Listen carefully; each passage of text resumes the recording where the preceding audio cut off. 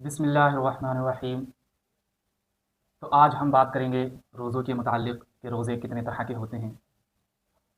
रोज़े 5 तरह के होते हैं: फ़र्ज़, वाजिब, नफ़िल, मकरूह तंज़ीही और मकरूह तहरीम। तो हमने ये तो जान लिया कि रोज़े कितने तरह के होते हैं, 5 तरह के। लेकिन अब कौन सा रोज़ा रखना हमारे लिए ज़रूरी है और कौन सा रोज़ा हम लोगों के लिए रखना ज़रूरी नहीं है, इस मुताल्लिक़ हम बात करेंगे अब इसकी तफ़सील के बारे में।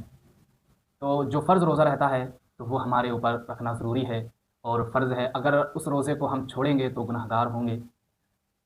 फ़र्ज़ रोज़ा किसको कहते हैं? फ़र्ज़ रोज़ा रमज़ान मुबारक के रोज़े को कहते हैं, जिसको अल्लाह रब्बुल इज़्ज़त ने दूसरी हिजरी के साल हम पर रोज़ा फ़र्ज़ किया। और जो रमज़ान मुबारक में रोज़े क़ज़ा हो जाते हैं, छूट जाते हैं, तो उनकी क़ज़ा करना भी फ़र्ज़ है। किसी बीमारी की वजह से छूट गए या फिर किसी सफ़र की वजह से छूट गए तो वो रोज़ा हम पर फ़र्ज़ है। ऐसा नहीं होगा कि जो रोज़ा छूट गया तो वो माफ़ हो जाएगा, माफ़ नहीं होगा। अगर वो रोज़ा छोड़ेगा जानबूझकर तो वो गुनहगार होगा।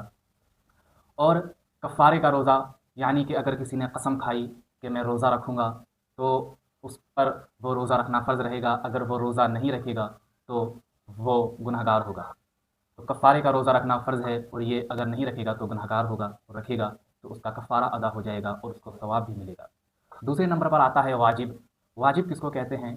तो वाजिब उस रोज़े को कहते हैं जैसे कि अगर नज़र मानी कि अगर मेरा फ़लाँ काम हो गया तो मैं रोज़ा रखूँगा, या मेरी नौकरी लग गई, या मेरी जॉब लग गई, या अगर साहिब औलाद नहीं है और उसने दुआ मांगी कि मैं अगर साहिब औलाद हो गया तो मैं रोज़ा रखूँगा, और अगर उसकी शादी नहीं हो रही थी तो उसकी शादी हो गई और उसने ये नज़र मानी थी कि मेरी शादी हो गई नेक सालेह औरत से तो मैं रोज़ा रखूँगा। और कई तरह की नज़र आती है, जिस तरह की भी नज़र अगर उसने मानी है तो वो वाजिब होगा उस पर। अगर वो रोज़ा छोड़ेगा तो वो गुनहगार होगा। तो ये उस शख्स पर वाजिब होगा क्योंकि उसने इस रोज़े की नज़र मानी है। तीसरे नंबर पर आता है नफ़िल रोज़ा। तो नफ़िल रोज़े का जो हुक्म रहता है वो ये रहता है कि अगर आप रोज़ा रखेंगे तो आपको सवाब मिलेगा, और ये तक़वे के तौर पर रहता है। अगर आप रोज़ा नहीं रखेंगे तो आपको कोई अज़ाब नहीं पहुँचेगा, ना ही कोई ज़ोर ज़बरदस्ती रहती है उसमें, ना ही शरीयत का उसमें सख्ती के साथ हुक्म रहता है। बस शरीयत ने और दीन इस्लाम में नफ़िल रोज़े की फ़ज़ीलत आई है। आपको बहुत ज़्यादा सवाब मिलेगा और बहुत ज़्यादा नेक अजर मिलेगा।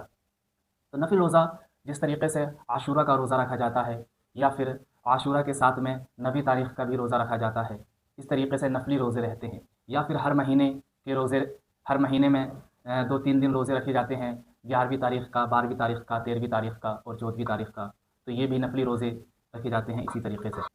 मकरूह तंज़ीही किसको कहते हैं? मकरूह तंज़ीही उसको कहते हैं जो जायज़ के करीब हो लेकिन नापसंद किया गया हो, मकरूह तंज़ीही उसको कहते हैं। तो मकरूह तंज़ीही रोज़े से बचना चाहिए हमको, और इस तरीके से रोज़ा नहीं रखना चाहिए। मकरूह तंज़ीही की तफ़सीर क्या है, अभी हम इसको जानते हैं। मकरूह तंज़ीही उस रोज़े को कहते हैं यानी कि रोज़ा रखना और अफ़्तार ना करना, या फिर हफ़्ते का रोज़ा रखना सिर्फ़, या फिर इस तरीके से रोज़ा रखना कि रोज़ा रख रहा है और अफ़्तार नहीं कर रहा। मकरूह तहरीमी उस रोज़े को कहते हैं जो हराम के करीब हो और नापसंद किया गया हो, तो वो हराम के ही दर्जे में आता है। अब इसकी तफ़सील जानते हैं कि किस वक्त रोज़ा रखना हराम है। तो ईद के दिन, ईद उल फ़ितर के दिन रोज़ा रखना हराम है, और ईद उल अज़हा के दिन, और 11वीं तारीख़, 12वीं तारीख़ और 13वीं तारीख़, इन 5 दिनों में रोज़ा रखना हराम है पूरे साल में। उसके अलावा आप पूरे साल में जब चाहें रोज़ा रख सकते हैं, लेकिन इन 5 दिनों में रोज़ा रखना हराम है। तो बेहतर यही है कि इन मकरूह तंज़ीही और मकरूह तहरीमी से बचा जाए, और फ़र्ज़ रोज़ों पर ज़्यादा से ज़्यादा अमल किया जाए, वाजिब पर अमल किया जाए और नफिल रोज़े पर अमल किया जाए।